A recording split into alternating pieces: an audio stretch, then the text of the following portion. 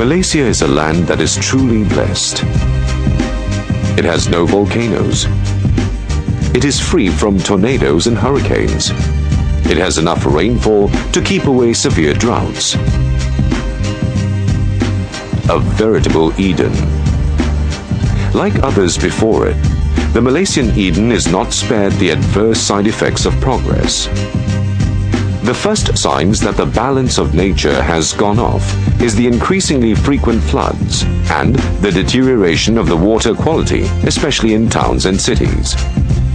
On the average, the country loses up to 100 million ringgit a year to flooding. Over the years, the Department of Irrigation and Drainage, DID, has done much to prevent the occurrence of floods.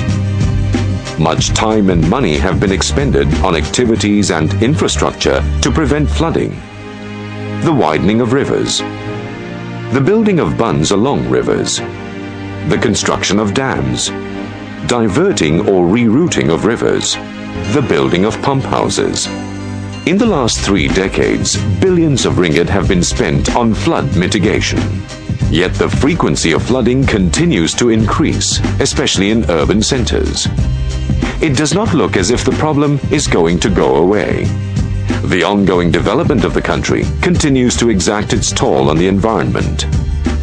Erosion and sedimentation resulting from land clearing, construction of structures on riverbeds, the insensitive throwing of rubbish into rivers. These are some of the factors that have hindered the flow of rivers. The widespread urbanization that is taking place is not helping either.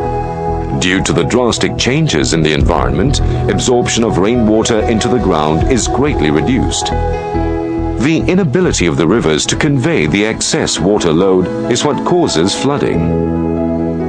Under the conventional method, excess water is discharged into drains and rivers as quickly as possible. This is referred to as the rapid disposal approach. However, this is usually detrimental to downstream areas. The approach may have worked well in the past. Given the present rapid urbanization, it is no longer possible for the existing rivers to accommodate the large volumes of stormwater. Just as it is in busy city traffic, speeding up cars at one point only leads to congestion in another. In drainage terms, when water volume exceeds the capacity of the conduits, it overflows and flooding takes place, thus causing damage to property and loss of lives.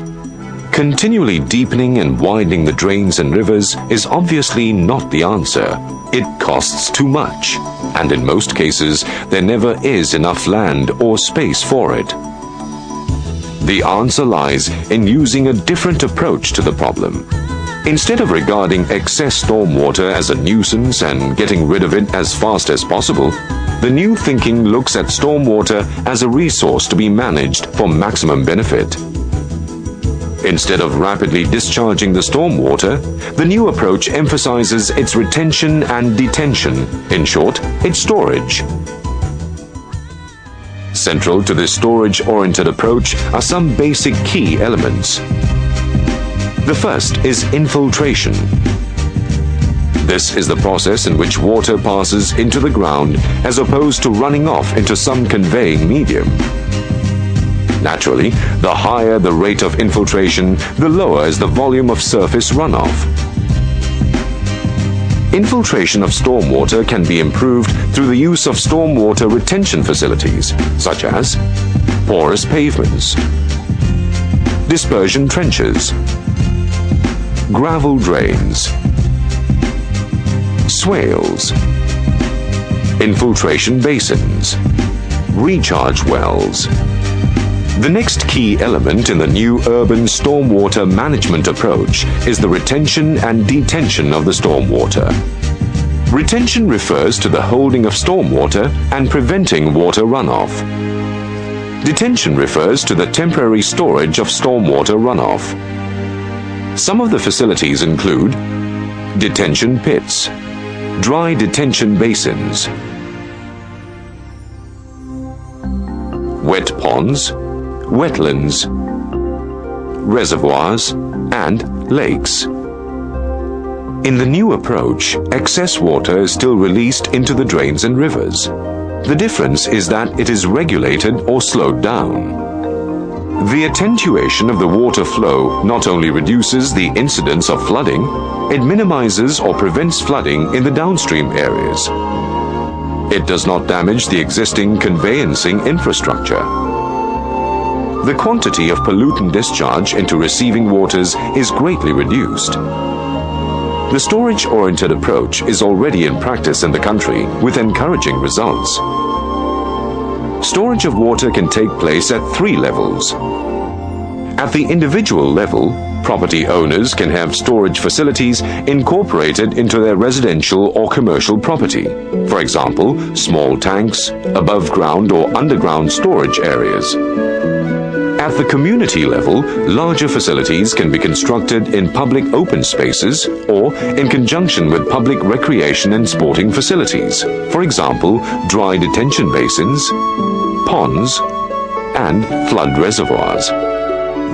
At the regional level, large-scale facilities can be constructed at the lower end of the catchment prior to its discharge to receiving waters. For example, urban lakes and wetlands. In the conventional rapid disposal approach, drains are the major media for conveying water. They turn into swirling rapids in a heavy storm and can be dangerous to unwitting passers-by, especially children. The new system utilizes retention and detention facilities which are covered, safe, and environment-friendly. The country has already taken the road towards the renewal of its stormwater management technique. JPS have put all of this into a manual which we call the Manual Saliran Mesra Alam. In this manual, we have tried to put in the concepts, we have put in good examples, we have put in best practices from all over the world. And we believe that with the use of this manual, we will be able to tackle the problems of urban flooding at source. Cabinet has approved the use of MASMA, or this new manual, for development projects in the country. JPS has also presented this at the National Council for Local Government. All the state governments have agreed to adopt MASMA as part of the development process. Like in all things else, a project to alter and revolutionize a way of life is always an uphill task in the onset. When MASMA first came out, there was a lot of concern about the fact that it could increase the cost of development. Doing development the way we have been doing incurs a very high cost in terms of flood mitigation projects. The DID estimates that we require some 10 billion to solve our urban flooding problems. What MASMA would do would be to save the country additional costs in terms of flood mitigation projects. And in a number of examples, we even found that there could be savings in terms of the drainage systems. The new approach marks the beginning of a whole new world. One where unsightly open drains and trash-infested rivers are things of the past.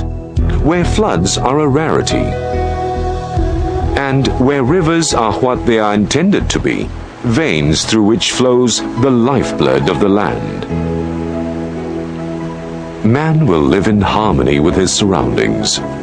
No matter how urban the setting, no matter how frenzied the lifestyle, there will be little gardens and parks to provide a welcome distraction from the encroaching concrete jungle.